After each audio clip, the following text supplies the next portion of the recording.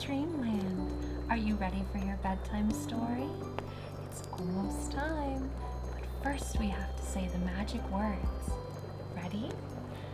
It's story time!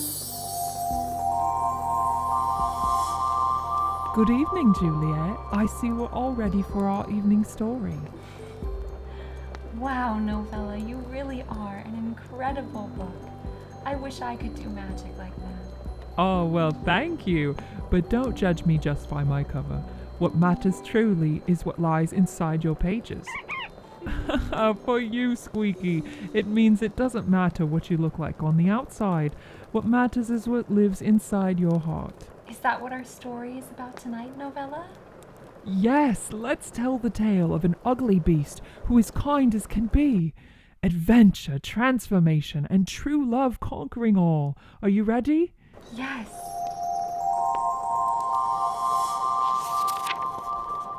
Tonight's tale is Beauty and the Beast by Jean-Marie Le Prince de Beaumont. Once upon a time, there lived a merchant who was exceedingly rich. He had 6 children, 3 boys and 3 girls, and being a sensible man, he spared no expense upon their education. All of his daughters were pretty, but the youngest especially was admired by everyone. When she was small, she was known simply as the Little Beauty, and this name stuck to her, causing a great deal of jealousy on the part of her sisters. The youngest girl was not only prettier than her sisters, but very much nicer. The 2 elder girls were very arrogant, and as a result of their wealth, they pretended to be great ladies, associating only with people of quality. Each day, they went off to dances and theaters and for walks in the park, and with many a nasty look at their little sister, who spent so much of her time reading very good books. Now these girls were known to be very rich, and in consequence were sought in marriage by many prominent merchants. The 2 eldest said they would never marry unless they could find a duke or at least a count.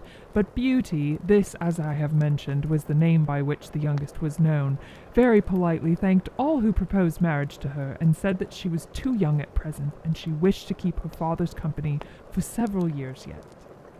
Suddenly the merchant lost his fortune, the sole property of which remained to him being a small house in the country, a long way from the capital. With tears, he broke it to his children that they would have to move to this house, where by working like peasants they might just be able to live. The 2 older girls replied that they did not wish to leave the town, and that they had several admirers who would not only be too happy to marry them, notwithstanding their loss of fortune. But the simple maidens were mistaken. Their admirers would no longer even look at them now that they were poor. Everybody disliked them on account of their arrogance, and folks declared that they did not deserve pity. In fact, it was a good thing that their pride had a fall. A turn at a minding sheep would teach them how to play the fine lady. But we are very sorry for Beauty's misfortune, everyone added. She is such a dear girl, and she always is so considerate to poor people, so gentle and with such charming manners. There were even several worthy men who would have married her, despite the fact that she was now penniless. But she told them she could not make up her mind to leave her poor father in his misfortune, and that she intended to go with him to the country, to comfort him and help him to work. Poor Beauty had been very grieved at first over the loss of her fortune, but she said to herself, "However much I cry, I shall not recover my wealth, so I must try to be happy without it." When they were established in the country, the merchant and his family started working on the land. Beauty used to rise at 4 o'clock in the morning and was busy all day looking after the house, preparing dinner for the family. At first she found it very hard, for she was not accustomed to work like a servant, but at the end of a couple of months she grew stronger and her health was improved by the work. When she had leisure, she read or played her harpsichord or sang at her spinning wheel. Her 2 sisters, on the other hand, were bored to death.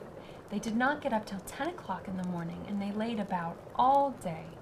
Their only diversion was to bemoan this beautiful clothes they used to wear and the company they used to keep. "Look at our little sister," they would say to each other.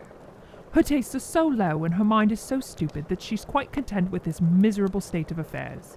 The good merchant did not share the opinion of his 2 daughters, for he knew that Beauty was more fitted to shine in company than her sisters. She was greatly impressed by the girl's good qualities, especially by her patience, for her sisters, not content with leaving her all the work in the house, never missed an opportunity to insult her. They had been living for a year in this seclusion when the merchant received a letter informing him that the ship on which he had some merchandise had come safely home.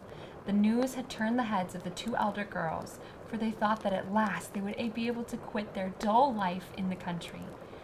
When they saw their father ready to set out and begged him to bring back dresses, furs, caps, and finery of every kind, Beauty asked for nothing, thinking to herself that all the money which the merchandise might yield would not be enough to satisfy her sister's demands.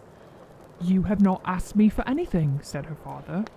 "As you are so kind as to think of me," she replied, "please bring me a rose, for there are none of those here."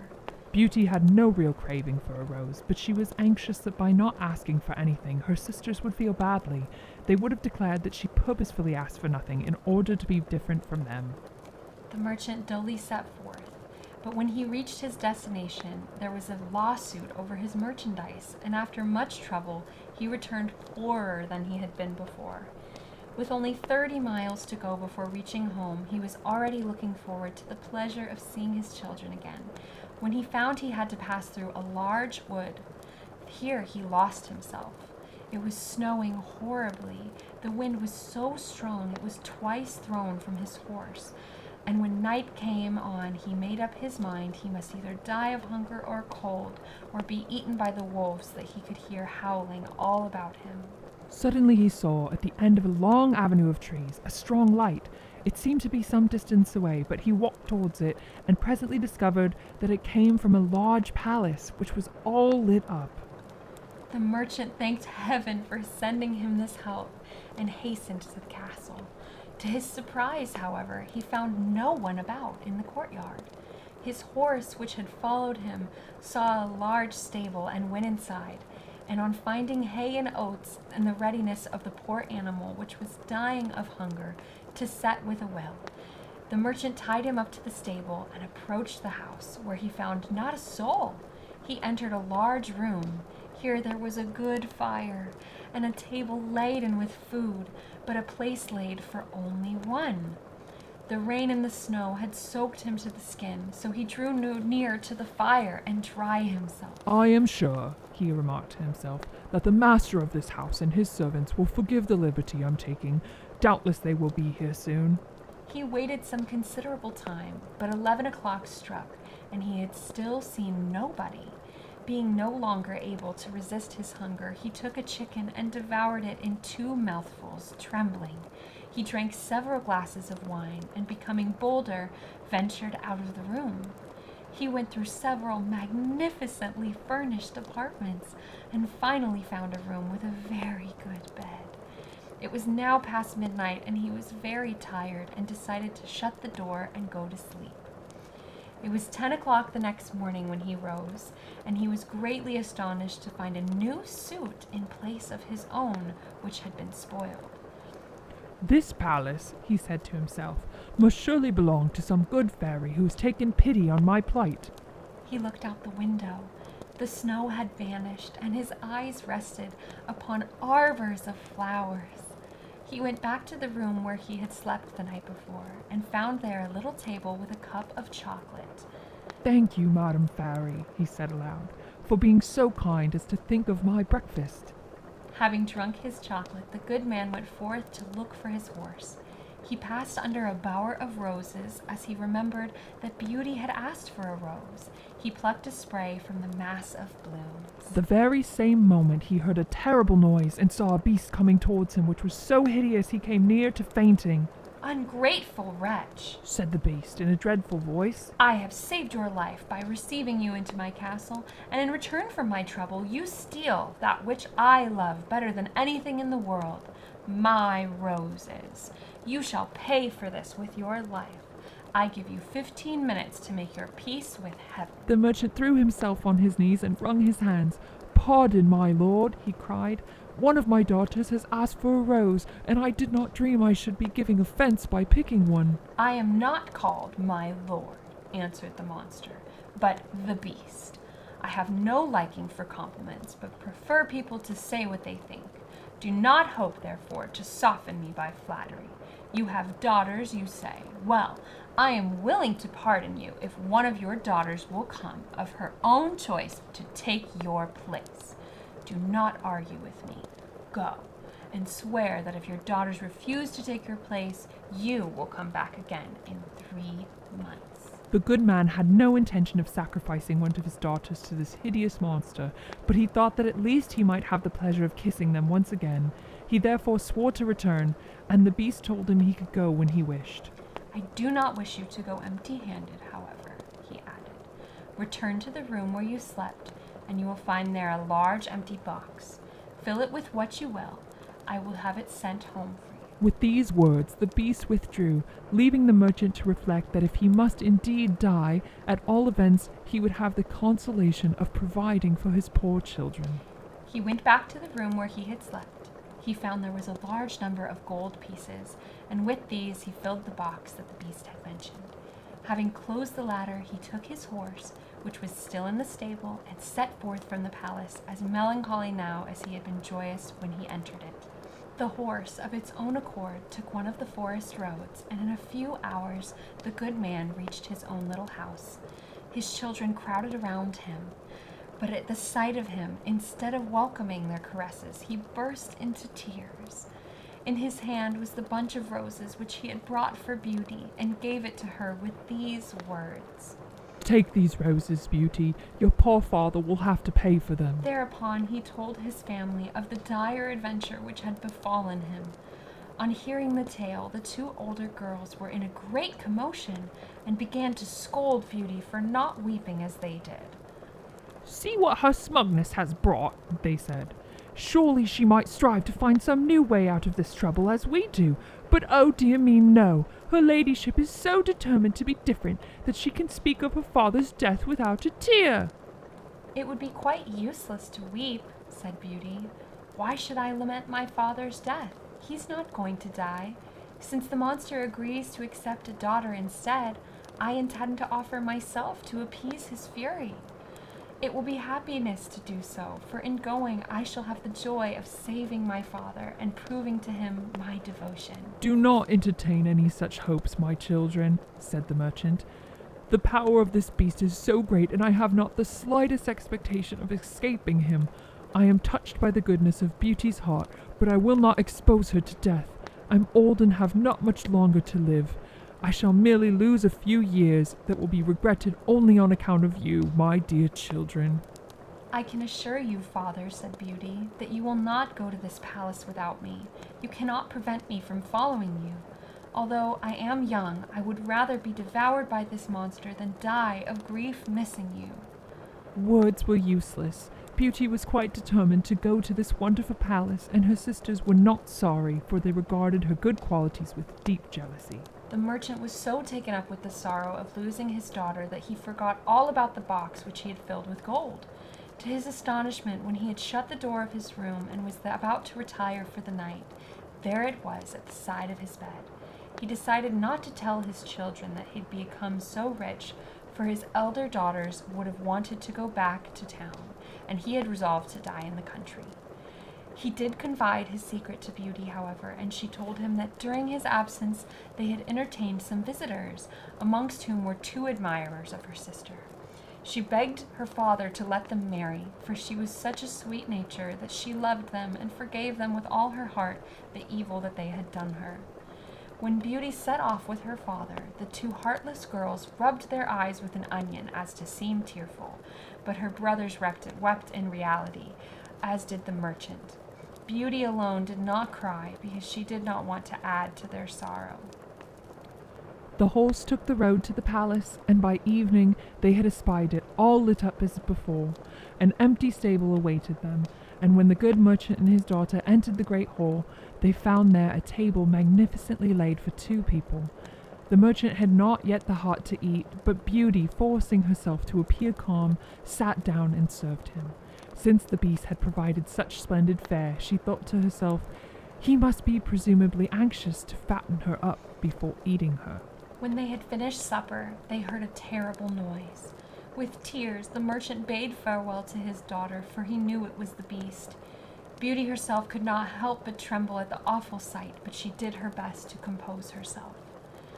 The beast asked her if she had come down of her own free will, and she timidly answered that such was the case. You are indeed kind, said the beast, and I am much obliged to you. You, my good man, will depart tomorrow morning, and you must not think of coming back again. Goodbye, Beauty. Goodbye, beast, she answered. Thereupon the monster suddenly disappeared. Daughter, said the merchant, embracing Beauty, I'm nearly dead with fright. Let me be the one to stay here. No, father, said Beauty firmly. You must go tomorrow morning and leave me to the mercy of heaven. Perhaps pity will be taken on me. They retired to rest, thinking that they would not sleep at all during the night, but they were hardly in bed before their eyes were closed in sleep. In her dreams there appeared a lady who said to her, Your virtuous character pleases me, Beauty. In giving your life to save your father, you have performed an act of goodness which shall not go unrewarded. When she woke up, Beauty told this dream to her father. She was somewhat consoled by it, but could not refrain from loudly giving vent to his grief when the time came to tear himself away from his beloved child. As soon as he had gone, Beauty sat down in the great hall and began to cry. But she had plenty of courage, and she determined to grieve no more during the short time she had left to live. She was convinced that the beast would devour her that night, but made up her mind that until then she would walk about and have a look about this beautiful castle, the splendor of which she very much admired. Imagine her surprise when she came upon a door which said, Beauty's room. She quickly opened this door and was dazzled by the magnificence of the appointments within. They are evidently anxious that I should not be bored, she murmured as she caught sight of a large bookcase, a harpsichord, and several volumes of music. A moment later, another thought crossed her mind. If I only had a day to spend here, she reflected, such provision would surely not have been made for me. This notion gave her fresh courage. She opened the bookcase and found a new book in which was written in letters of gold, Ask for anything you wish. You are mistress of all here. Alas, she said with a sigh, my only wish is to see my poor father and to know what he is doing. As she said this to herself, she glanced at a large mirror. Imagine her astonishment when she perceived her home reflected in it and saw her father just approaching. Sorrow was written on his face, but when her sisters came to meet him, it was impossible to detect, despite the grimaces which they tried to pretend to grieve, the satisfaction they felt at the loss of her sister. In a moment the vision had faded away, yet Beauty could not help but think that the beast was very kind, and that she had nothing much to fear of him. At midday, she found the table laid, and during her meal she enjoyed excellent concerts, though the performers were all invisible. But in the evening, as she was about to sit down at the table again, she heard the noise made by the beast and quaked in spite of herself. Beauty, said the monster, may I watch you have supper? You are master here, said the trembling Beauty. Not so, replied the beast. It is you who are mistress. You only have to tell me to go. If my presence annoys you, I will leave. Tell me, do you not consider me ugly? I do, said Beauty, since I must speak the truth. But I think you are also very kind. It is as you say, said the monster. In addition to being ugly, I am not very smart. I am a mere beast. No, you are smart, answered Beauty. Fools never realize their lack of intelligence. Eat well, Beauty, said the monster, and try to banish dullness from your home, for all around you is yours, and I'd be sorry to think you were not happy here. You are indeed kind, said Beauty. With one thing I am well pleased, and that is your kind heart. When I think of that, you no longer seem to be ugly. Oh, yes, answered the beast. I have a good heart, right enough, but I am a monster. There are many men, said Beauty, who make worse monsters than you, and I prefer you to those who hide false, corrupt, and ungrateful hearts. The beast replied that if he only had a grain of wit, he would compliment her in a grand style by way of thanks, but that being so ill-witted, he could only say he was much obliged. Beauty ate with a good appetite, for she now had scarcely any fear of the beast, but she nearly died of fright when he put this question to her. Beauty, will you marry me? For some time she did not answer, fearing lest she might anger the monster by her refusal. She summoned the courage at last to say rather fearfully, "No, beast." The poor monster gave forth such a terrible sigh that the noise of it went whistling through the whole palace. But to Beauty's speedy relief, the beast sadly took his leave and left the room, turning several times as he did so to look once more at her. Left alone, Beauty was moved by great compassion for this poor beast. "What a pity he is a beast," she said, "for he is so good." Beauty passed 3 months in the palace quietly enough. Every evening the beast paid her a visit and entertained her at supper time, and every day Beauty was made aware of fresh kindness on the part of the monster. Though seeing him often, she had become accustomed to his beastliness, and she frequently looked at her watch to see if it was 9 o'clock, when the beast always appeared. One thing alone troubled Beauty. Every evening before retiring for bed, the monster asked her if she would be his wife, and seemed overwhelmed with grief when she refused. One day she said to him, "You distress me, beast. I wish I could marry you, but I cannot lie to you by allowing you to believe that I can ever be. I will always be your friend, but not your wife." "I know I'm terrible," said the beast, "but I love you very much, and I shall be very happy if you stay here. Promise you'll never leave me." Beauty blushed at these words.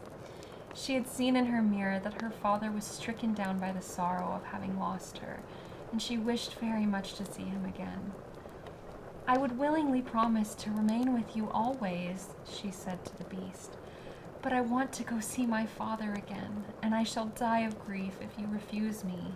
"I would rather die myself than cause you grief," said the monster. "I will send you back to your father. You shall stay with him, and your beast shall die of sorrow at your departure." "No, no," said Beauty, crying. "I like you too much to wish to cause your death. I promise I'll return in 8 days. You have shown me that my sisters are married and that my brothers have joined the army, but my father is alone. Let me stay with him for 1 week."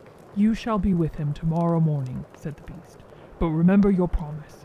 All you have to do when you want to return is put your ring on your table when you're going to bed. Goodbye, Beauty." As usual, the beast sighed when he said these last words, and Beauty went to bed quite downhearted at having grieved him. When she woke the next morning, she found she was in her father's house. Her father came running at the noise and was overwhelmed at joy at the sight of his dear daughter. Their embraces last for more than a half an hour. When their embraces were done, it occurred to Beauty that she had no clothes to put on, but the servant told her that she had just discovered in the next room a chest full of dresses trimmed with gold and studded with diamonds. Beauty felt grateful to the beast for this gift, and having selected the simplest of gowns, she asked the servants to pack up the others, and wished to send them to her sisters. The words were hardly out of her mouth when the chest disappeared. Her father expressed the opinion that the beast wished her to keep them all for herself, and in a whirl, the dresses and the chest were back again where they were before. When Beauty had dressed, she learned that her sisters, with their husbands, had arrived. Both were very unhappy. The sisters were greatly mortified when they saw Beauty dressed like a princess and more beautiful than the dawn. Her caresses were ignored, and their jealousy only grew worse when she told them how happy she was. Out to the garden went the envious pair to vent their horrors to the full. "Why should she be happier than we are?" each demanded of the other. "Are we not much nicer than she is?" "Sister," said the elder, "I have an idea. Let's try to persuade her to stay here longer than the 8 days.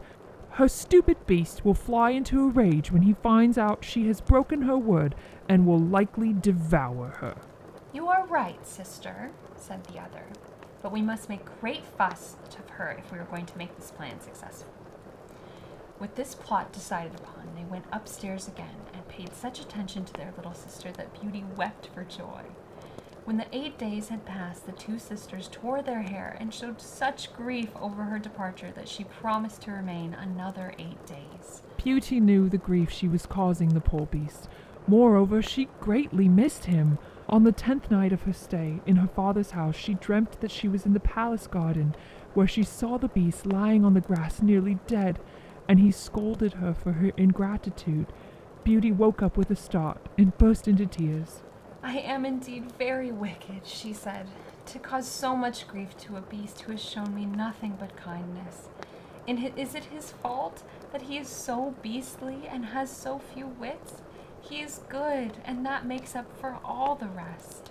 Why did I not wish to marry him? It is neither good looks nor brains in a person that makes them great. It's beauty of character, virtue, and kindness. All these qualities the beast has. He has my esteem, friendship, gratitude. I must not make him miserable, or I shall regret it all my life. With these words, Beauty rose and placed her ring on the table. Hardly had she returned to bed when she was asleep, and when she woke the next morning, she saw with joy that she was in the beast's palace. She dressed in her very best on purpose to please him, and nearly died of impatience all day, waiting for 9 o'clock in the evening. But the clock struck in vain. No beast appeared. Beauty now thought that she must have caused his death, and rushed about the palace with loud, despairing cries.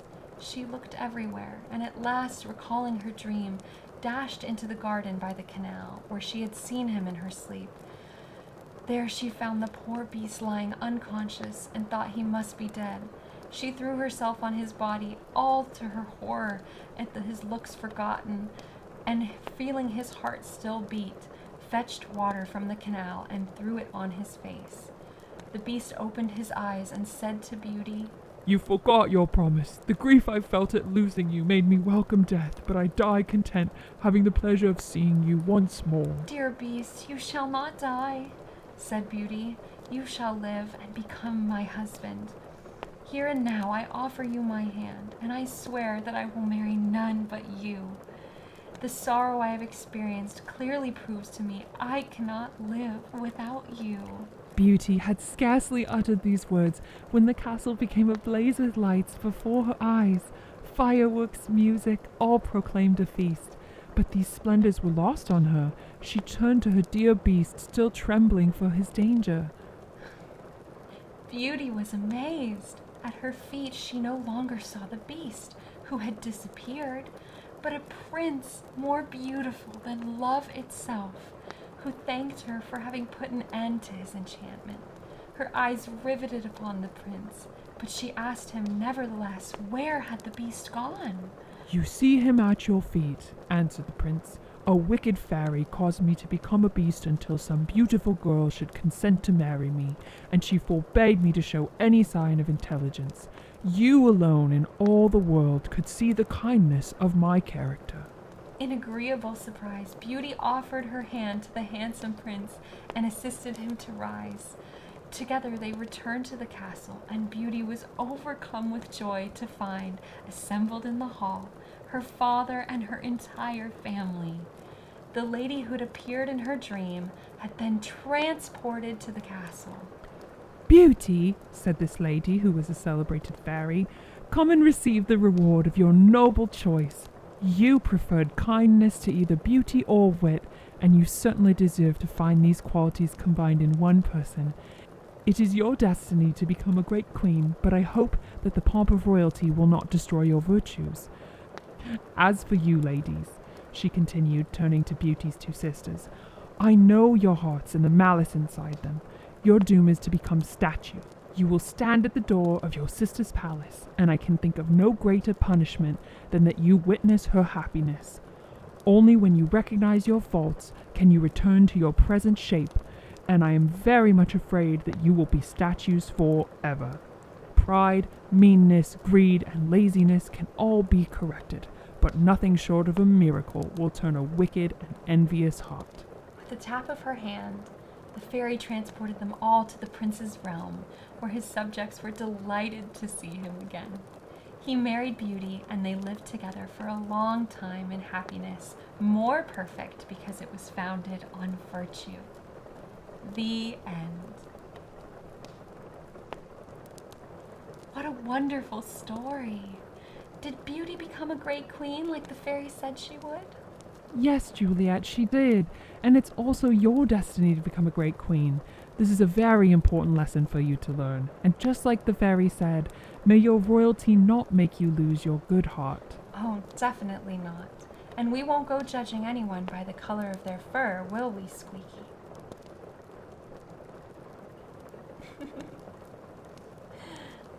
Sweet dreams, everyone. Good night.